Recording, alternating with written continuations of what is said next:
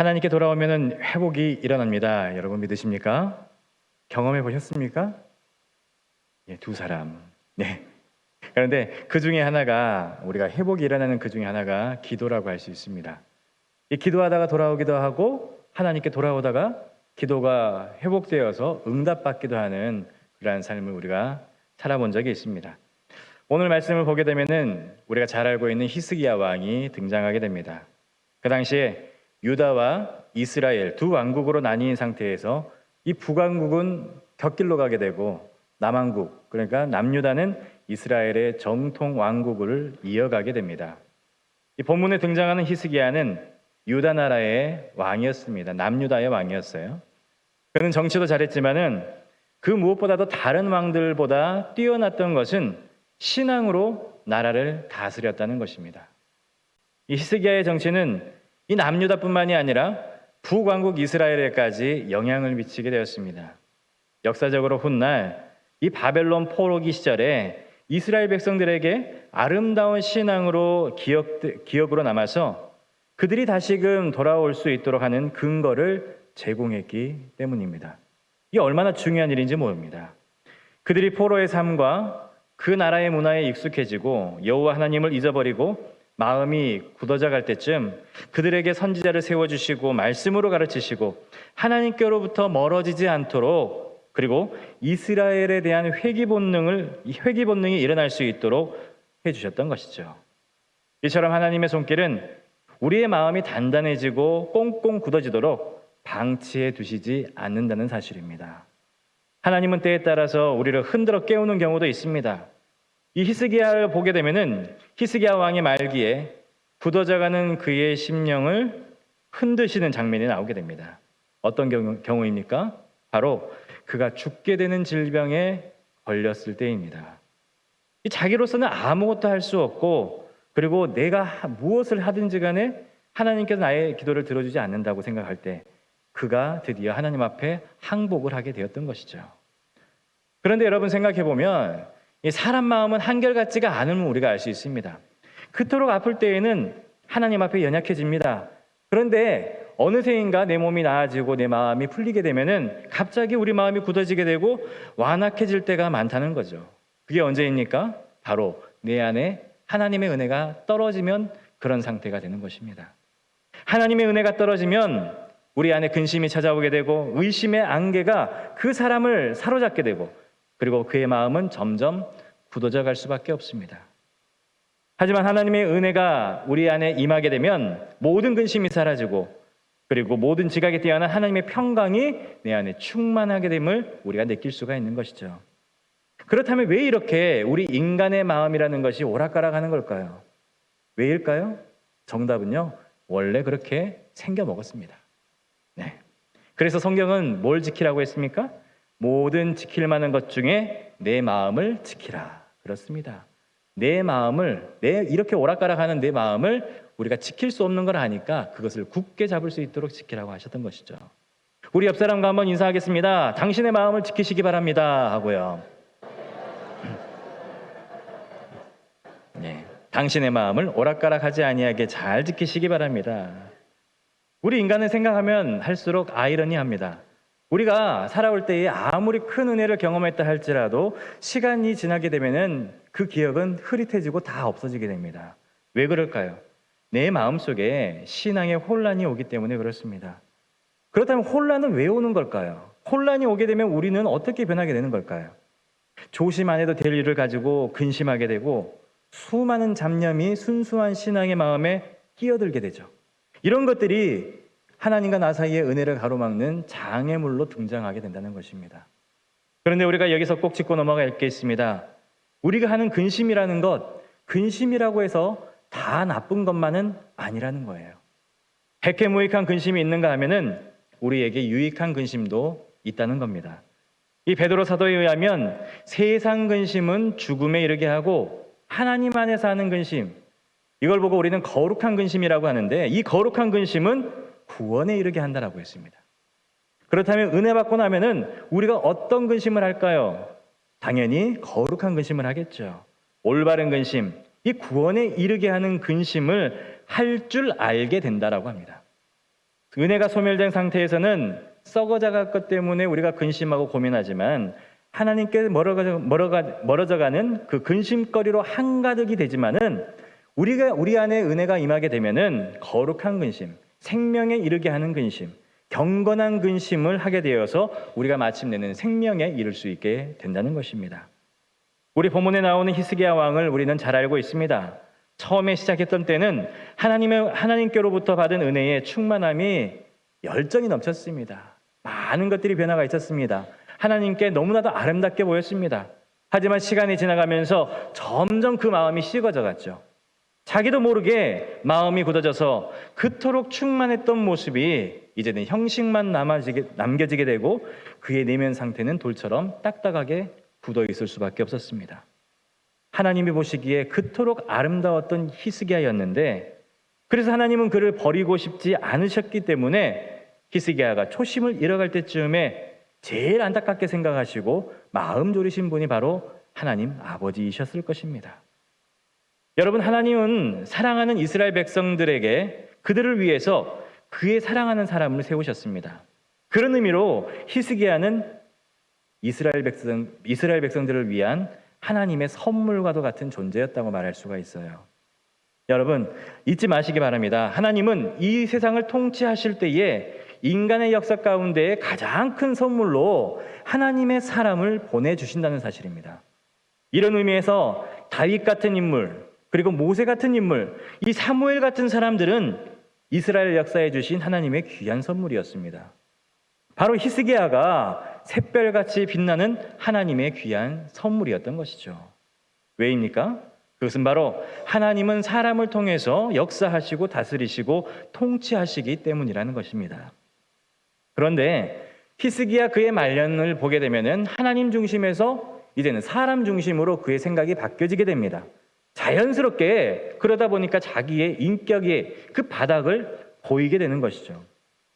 그가 하나님의 중심으로 살아갈 때에는 하나님으로부터 비춰지는 그 빛으로 인하여서 고상한 인격이 백성들에게 드러나 보였지만은 어느 때부터인가 사람 중심으로 변하면서 그의 추하고 죄악된 인간 본성이 그를 통해 세상에 활개치게 되었다는 것입니다.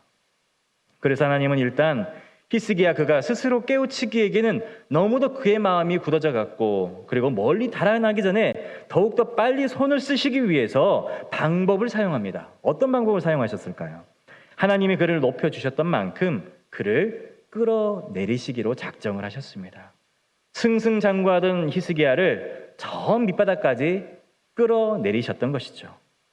하나님이 높여주고 존귀케 해주셨지만은 자기가 너무 높아지고 하나님 중심이 아닌 자기 중심적으로, 세상 중심적으로, 백성들 중심적으로 멀어져 가니까 하나님이 그를 흔들어 깨우셔야만 했던 것입니다. 어떻게 해요? 이사야 선지자를 통해서 너는 이제 죽을 것이다 라고 선고하셨던 것이죠. 이 청천벽력이 따로 없었고 최고의 고난이 그를 찾아오게 되었던 것입니다. 히스기야 왕이 그동안 병들어서 왕실의 최고 의원의 진단을 받으면서 당시 최고의 의술을 통해 얼마나 노력하고 치료를 받았겠습니까? 하지만 이사야 선지자의 입을 통해서 절대절망의 선고가 떨어지고 말았던 것이죠. 여러분, 이것이 바로 하나님의 막으심이라는 것입니다. 더 이상 네 마음대로 살게 내가 내버려 둘 수 없다라고 그 앞을 가로막게 되는 것이죠. 보십시오. 인간 노력으로도 안 되고 애쓰고 힘써도 안 되는 지경에 이르러서 도저히 안 되겠구나 하고 손들게 하시는 게 하나님의 방법이라는 것입니다. 히스기야에게는 최고로 힘든 시험에 빠지게 되었던 것이죠. 하나님이 허락한 아주 특별한 시험이었습니다. 성도 여러분, 하나님께서 허락하시는 시험 중에는요, 일반적인 시험과 특별한 시험이 있습니다. 일반적인 시험은 우리의 지혜와 노력으로도 이 도움이 되지만은 이 특별한 시험, 특히 하나님의 구원의 계획이 담긴 시험은 아무리 인간적인 힘을 쓴다 할지라도 안 되는 건 안 되는 것입니다. 인간의 노력과 지혜를 모두 다 동원한다 할지라도 하나님의 특별한 시험은 우리가 감당할 수가 없는 거예요. 결국 하나님은 우리의 방법을 포기하게 만드십니다. 히스기야도 마찬가지였어요. 히스기야의 항복 선언의 기도가 나오게 됩니다. 우리가 읽은 그 본문의 그 후를 보게 되면 9절에서부터 20절까지가 히스기야가 병들었다가 그의 병이 나을 때에 기록한 기도입니다. 그 내용에는 병을 낫게 해달라는 기도 이전에 항복, 포기하고 나를 하나님 앞에 꺾어드리는 그 기도가 먼저 나오게 됨을 우리가 볼 수 있습니다. 보통 기도와 차원이 다른 기도를 보게 되는 것이죠. 앞서 말한 바와 같이 보통 어려운 것은 보통 기도로 우리가 통하게 되어 있습니다. 하지만 특별한 어려움, 극한 어려운 상황 속에서는 특별한 기도가 필요하다는 것이죠. 특별한 기도가 무엇일까요? 우리로 하여금 하나님께로 돌아오게 하는 하나님의 계획이 담긴 절실한 기도를 우리가 해야 한다는 것입니다. 정말 돌이키고 회심하는 기도, 오직 하나님께로만 돌아와야 살 수 있다라고 고백할 수 있는 그 기도를 하나님은 듣고 싶어 하신다는 것입니다. 의논도 필요 없어지고 사람의 방법과 사람의 노력도 아무런 의미가 없는 기도가 이러한 특별한 기도입니다. 여러분, 이것이 중요합니다.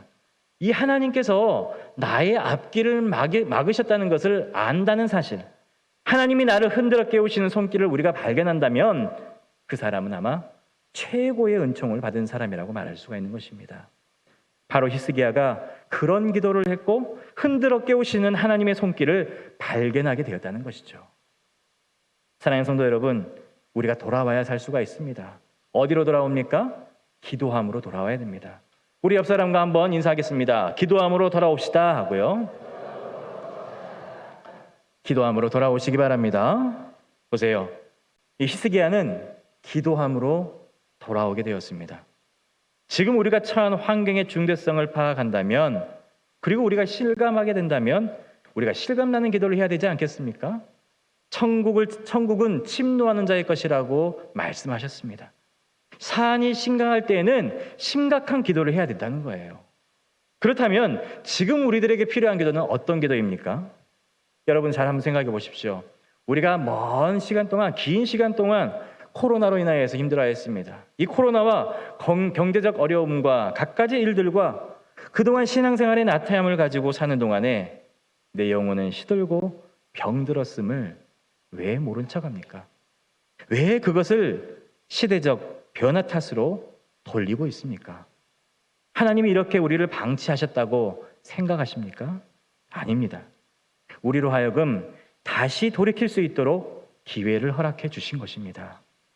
하나님께 보탬이 되도록 살지 못했다면 이제 보탬이 되도록 살라고 기회를 우리에게 주신 것입니다. 사랑하는 성도 여러분, 잊지 마시기 바랍니다. 하나님은 하나님의 교회가 무너질 때마다, 또 큰일을 치를 때마다, 삶의 위기와 특별한 기도가 필요할 때마다 이러한 눈물로 기도하는 소수의 백성들이 꼭 있었다는 사실을 잊지 마시기 바랍니다. 다수의 비교와 다수화된 교회의 타락에도 불구하고 하나님은 이러한 눈물의 기도소리를 분명히 들으셨다는 사실을 잊지 마시기 바랍니다. 우리가 오늘 중보기도 헌신 예배를 드리고 있습니다. 어찌 보면 자의반, 타의반으로 자리를 채웠을 수도 있습니다. 하지만 하나님께서 그 자리에 여러분들의 이름을 넣게 만드신 이유는 하나님이 여러분들을 향한 기도의 자리로 돌아오기를 바라는 마음이 들어있지 않겠습니까? 교회를 위해 기도하라고, 나라와 민족을 위해서 기도하라고, 구역과 선교지와 사랑하는 환우들과 하나님과 나만이 하는 그 기도를 하나님께서 직접 듣고 싶어서 여러분들의 이름이 그날 그 시간에 거기에 있는 게 아니겠습니까? 그렇다면 우리는 중보 기도를 하면서 어떤 자세로 기도를 해야 될까요? 형식적인 기도를 하나님께서 받으실까요? 시간을 채우는 그 기도를 하나님께서 받으실까요? 아니겠죠. 하나님이 알고 계시고 내가 부르짖는 그 기도가 진실한 기도가 되기를, 다 아시는 주님이 무엇이 지금 절실한 기도인지, 내가 알고 있는지 모르고 있는지, 무엇을 위해 우리가 기도를 해야 되는지 우리에게 다시금 묻는 시간이 바로 중보 기도의 시간이 돼야 할 줄로 믿습니다. 우리가 그 기도를 할 때에 하나님 보좌를 움직이는 기도, 하나님의 마음을 알아차리는 기도, 하나님은 이런 기도를 우리들에게서 듣고 싶어 하시는 것입니다. 우리의 지위보다, 우리가 하는 일보다 우리의 깊은 심령 속에서 흘러나오는 참회와 회심의 기도를 하나님은 원하고 계신다는 것입니다. 우리의 간절한 기도, 이 눈물과 핏물로 얼룩진 기도가 여러 층을 지나 하나님께서 계시는 3층 천에 도달하는 기도가 되기를 간절히 소망합니다. 마지막으로 히스기야의 기도는 한 번만 간구하는 기도였습니다. 한 번만, 딱 한 번만. 우리가 흔히 드리는 기도를 곰곰이 생각해 보시기 바랍니다. 우리가 드리는 기도 너무 산만하지 않습니까? 너무 뻔하고 흔한 소리로 기도하지 않습니까? 기도 제목이 내가 모를 정도로 셀 수 없이 많지는 않습니까? 여러분, 진짜 하나님의 보좌를 울리는 기도는 하나로 모아져야 된다는 것입니다. 빛이 모아질 때 열이 나고 나무를 태우듯이 우리의 기도가 한 곳으로 모아져야 된다는 것입니다. 히스기야는 특별한 사건, 이 최고의 위기를 통해서 그의 기도가 하나로 모아지게 되었습니다. 여러분, 히스기야를 한번 생각해 보십시오. 지금 히스기야에게 가장 시급한 기도가 무엇입니까? 부귀영화를 간구하는 기도입니까? 아니면 직장과 자녀의 안녕을 위한 기도이겠습니까?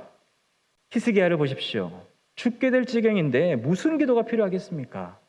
한 번만, 딱 한 번만 기회를 주십시오. 그리고 매달며 통곡하지 않았겠습니까? 여러분 한번 생각해 보세요. 히스기야가 단지 더 살고 싶어서 하나님께 매달렸을까요? 아닙니다. 우리가 그의 기도문, 그 후에 나오는 그 기도문을 보게 되면요, 다시 한번 하나님을 뵙기 위해서, 자신의 죄를 뉘우치기 위해서, 그리고 후대에 하나님의 은혜를 알려주기 위함이라고 쓰고 있습니다.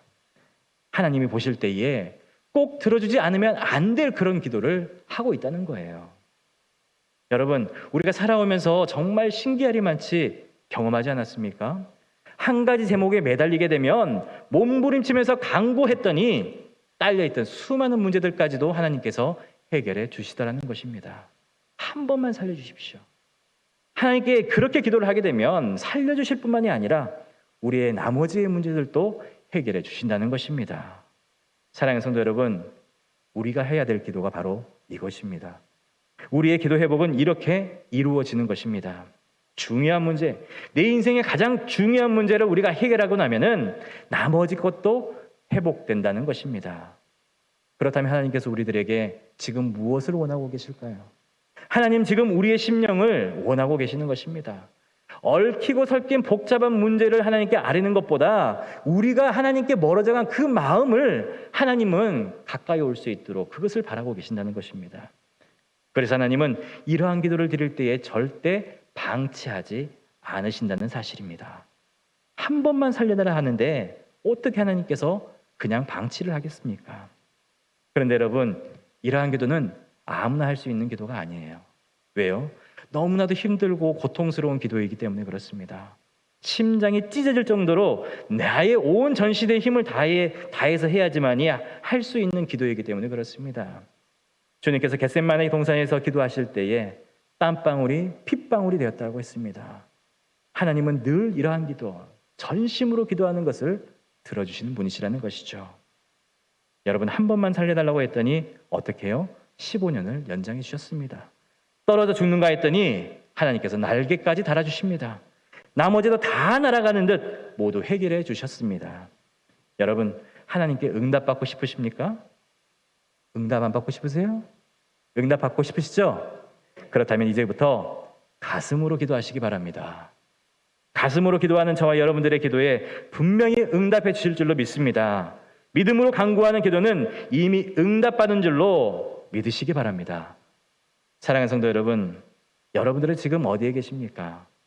여러분들의 기도의 자리가 하나님께서 원하시는 자리임을 믿고 지금 서 있는 그 자리에서 기도의 자리로 나아가시기 바랍니다. 가슴으로 기도하는 심령들 속에 하나님은 하나로 모아진 기도의 제목을 들어주시고 그 기도로 인하여 하나님께 영광 돌릴 수 있도록 나의 삶을 하나님의 나라를 위하여 쓰임받을 수 있도록 만들어 주시리라 믿습니다. 그렇다면 우리의 모든 문제도 뒤돌아보면 하나님의 은혜였노라고 고백할 수 있을 것입니다.